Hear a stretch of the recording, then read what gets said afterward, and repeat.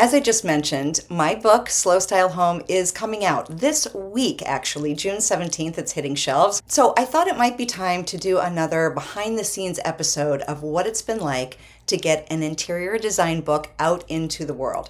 Now, I've already talked about the beginning of this process in an earlier episode called The Making of a Design Book, an inside look at the publishing world, which I aired on June 19th, 2024.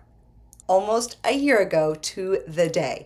Now, in that one, I talked about what kinds of information you need to put into a book proposal, how I found out about how to even find agents, because guess what? You can't just look them up on Google, and the failed attempts at signing with a publisher before finally landing a deal with Gibbs Smith, who have been wonderful.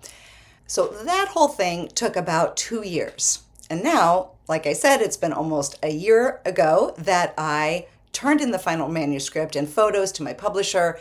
Since then, they've done all of the layouts, the graphic design, and have gotten it printed. So it's a long process, but totally worth it. I have loved every single part of doing this project, honestly.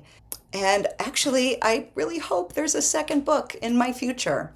But the story of how one gets an interior design book out into the world, that story's not over yet, because now is when the marketing and the book tour starts. One thing is still true, I'm learning how the publishing industry works by the seat of my pants. So I think I talked about the money aspect in the last episode, but let me just recap real quick. When you sign a contract based on your book proposal, you're given an advance, at least for nonfiction books. As the author, you can do whatever you want to with that money. You could even, shockingly, pay yourself. But that usually doesn't happen. And that's because, especially for an interiors book, you also have to pay for the photography. So, right, there is no separate budget for photography, and in terms of the marketing, that comes out of the advance as well. So you're given a big pile of money, you get to decide how to spend it, but there are pretty important expenses. Now, why is that? Well, in addition to taking a risk on you by laying out all the money up front for putting the book together and getting it printed and distributed, the publisher's main job now is to get the book in stores. At least that is true with my publisher, and I have been told that the publishing industry has changed quite a bit. There used to be marketing budgets given to authors, but that has really dried up. Now, anyway, in my case, the publisher is not just getting the book into bookstores, but places that carry these kinds of books, like Anthropology and gift shops and furniture shops, decor shops, things like that. So they're handling that end, as well as writing the press release and distributing that, and they send that out to industry media, which is how I recently got a really lovely review in Publishers Weekly. But anyway, all of the rest of the marketing is up to the author, and any costs associated with that are to come out of that initial advance, if there's any left. Now, if you've been listening to this show for a while, you probably agree that I tend to share the good, the bad, and the ugly of running a basically one-woman show online business. But shout out to Jen, because she does help me quite a bit with certain things. Anyway, I'm going to continue being transparent today. The bottom line is that 90% of my advance went to photographers, and the other 10% has gone to hiring a publicist. And that's it. It's gonzo. I don't say this to get your sympathy or anything, and I'm not trying to say, oh, woe is me, because I knew what I was getting into, and I feel incredibly lucky to have had this opportunity. Like I said, I'd like to write another book, so I'm simply telling you about all of this because I think it's fascinating. We all read books, we all buy interior design books and have our favorites, but like most things in the world, we don't really know much about how it gets done. So how a design book goes from the inside of someone's head onto the coffee tables in our homes. And I love to know the inside story, and I think if you've listened this far, you probably do too. Okay, I digress. We're now at the point where the fun begins. If you haven't seen the cover yet, here it is. The design is by Trevor Fulmer, who is featured in the book. The back cover is a really cool looking creative space by Aldous Bertram, also in the book. This is when I get to share the book with you, and I'd really like to meet as many of you as I can in person. The initial push for the book tour will be in the cities where these designers featured in the book are living. There are 12 of them, not including me, so my home is about 50% of the book, and then the rest of the pictures are distributed across 12 phenomenal designers who have graciously given me permission to use their work. So the initial book events will probably be where they are, and it'll be in really cool locations with drinks, of course, maybe a little appetizer. And we're going to focus on their work and how it aligns with slow style. So far, we have events in the works for Boston, LA, Atlanta, and Virginia. Other designers in the book are in Philly, Illinois, Minnesota, Charleston. So I'm expecting to be stopping in those cities as well.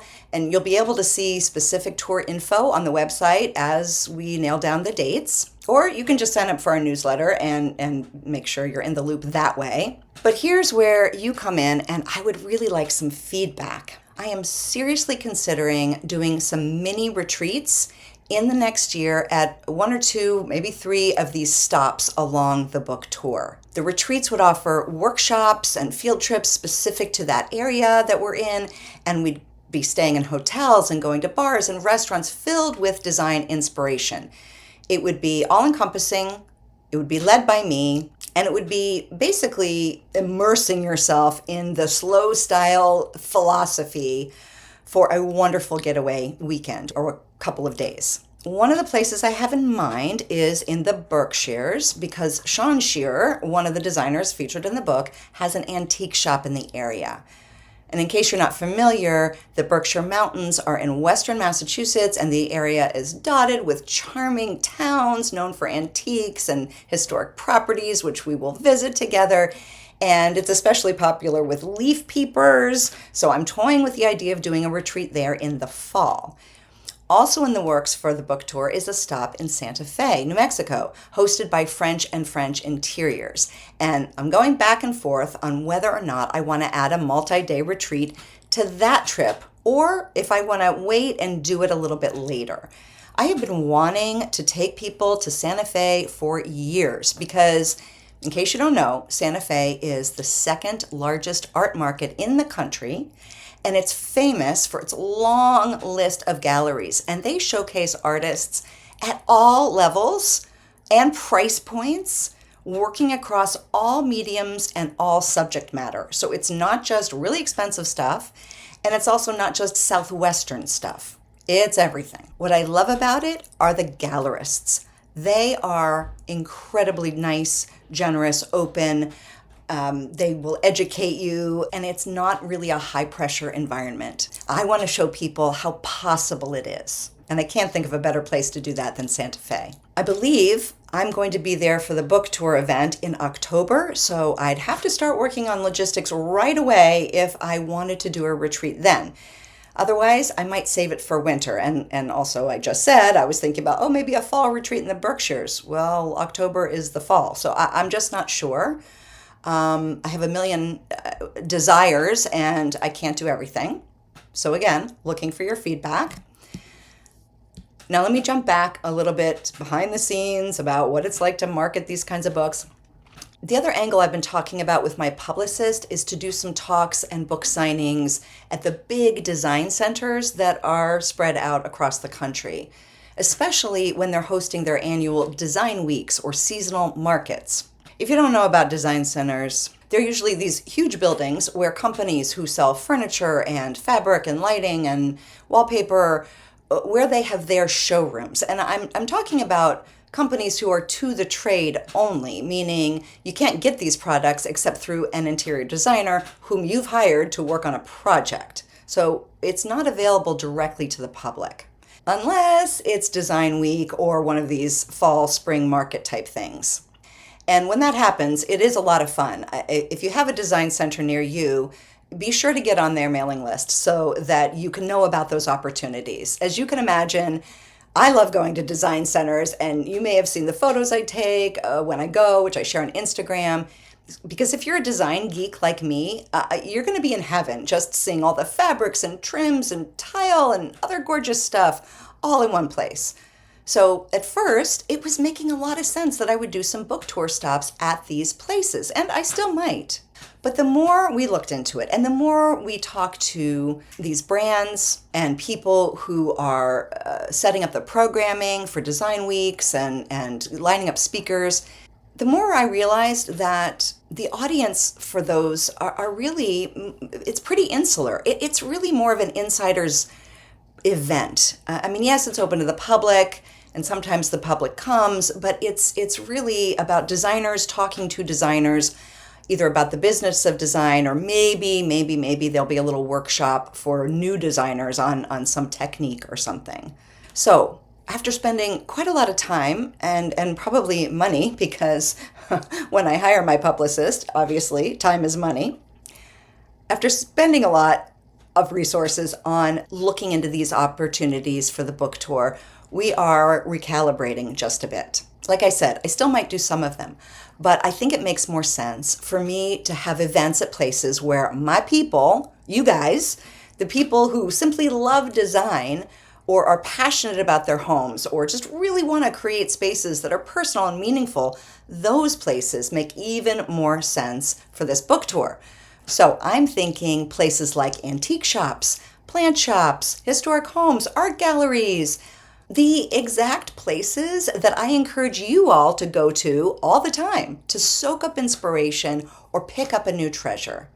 So why not partner with those places and choose them based on where my podcast listeners are located? Because when you come to one of these events, I want you to walk away not just with my book, which I am happy to sign, of course, but with some inspiration. I want you to walk away with a new idea or maybe a new treasure you found if it's an antique shop, or maybe even a piece of art or a plant, or just some really good ideas about how to fix that nagging problem, that issue that you've been having. Because of course there'll also be Q&A at these things. But all of this means that I need to hear from you. Do you have the perfect venue in mind near where you live? A favorite shop, a garden, a small museum, a gallery, a really cool coffee shop, or a bar. Places that simply embody the slow style ethos of honoring well-crafted furniture or well-crafted wine and food. Settings that have some creativity and thoughtfulness put into them. Shops that have connections to what we want to bring into our homes or connections to the history of a place. Please let me know and send me as much info as you can. For example, if you know the owner and would be interested in connecting us, or if you know they've done similar events, I'd like to hear what they are. You don't need to give me all of this extra info. Of course, you could just share the name and I'm sure I could Google it and find out. But I'm looking to make this book tour as personalized as possible. So your connection to these places really does make a difference to me. Now, obviously, I can't promise that I'll be able to get everywhere, but I'd like to get to as many places as possible. Now, as I said earlier about the budget for the book tour, or really the lack thereof, I'll be doing this on a shoestring. So I do have to keep that in mind. But I think that's kind of cool, because one of the things I am constantly saying to you all is that you don't have to be uber wealthy to have a beautiful home. And I think the same goes for throwing a terrific party or event. Slow style is about knowing what to spend money on, when to save, and when to splurge, when it's worth it. And so the rest of this year is going to be about me living this philosophy in real time. I know that this is a rather unconventional way to do marketing, sort of like crowdsourcing ideas here, but I also think it could be really fun. And in a minute, I'll tell you how to get in touch with me. Okay, shifting gears, I want to share a different idea with you. I'd like to develop some kind of thank you gift for everyone who buys the book. I have so many loyal listeners, and I really, really appreciate it. And so I just want to give you something a little bit extra. I've come up with 2 ideas, and I'd like your feedback. One is that I would compile an evolving travel guide, travel resource, as I go on the book tour. So I'd highlight all of my favorite things to see and do in different parts of the country that have something to do with design. I'm talking favorite hotels, bars, restaurants, galleries, museums, gardens, shops. It would include my personal photos, my links, reviews, stories, my recommendations. So again, when you buy the book, you would basically be given access to this resource that would be updated. Would that be of interest to you? The second idea is similar. I'd put together a little black book of slow style approved shops and resources, both online and brick and mortar, for furniture, paint, wallpaper, fabric, antiques, fair trade goods, handmade and traditionally crafted goods, lamps, curtains, all my favorite places. This would also be an evolving resource that I would add to over time. So what do you think of either of those options as a thank you gift for buying the book? Let me know your opinions, or hey, if you have a whole different idea, let me hear it. So let's recap. First, the book is already available to pre-order on Amazon, barnesandnoble.com, and at bookshop.com, although when this airs, which I believe is June 16th, it's going to be in stores the very next day. However you buy it, be sure to save your receipt or snap a photo of you and however you're purchasing it so that you can get that thank you gift when it comes out. And do let me know your thoughts, which one appeals to you most. And then finally, send me your ideas for hosting a book event in your area. Every event will be more than me just sitting there signing books. I want it to be relevant to the venue. I want to give a talk. I'll do Q&A. We'll do something creative. Maybe there'll even be a demonstration, depending. Give me your ideas and input. How to reach me? Well, you can always send me a DM on Instagram. We are at Slow Style Home on Instagram in case you aren't following us. Or you can send me an email, Zandra@slowstylehome.com. Or this is new. There's a link right here in your podcast player app where you can simply click it and send me a voice memo. That's right. Just hit record, lay it on me, and I'll be able to get the message. You can also find that link on the podcast page of our website, as well as the contact page of our website, all at slowstylehome.com. So together, let's make this the best ever unconventional book tour. And I want to thank you in advance for helping me celebrate not just the book, but the whole idea of living a very intentional, purposeful, gorgeous, joy-fueled life.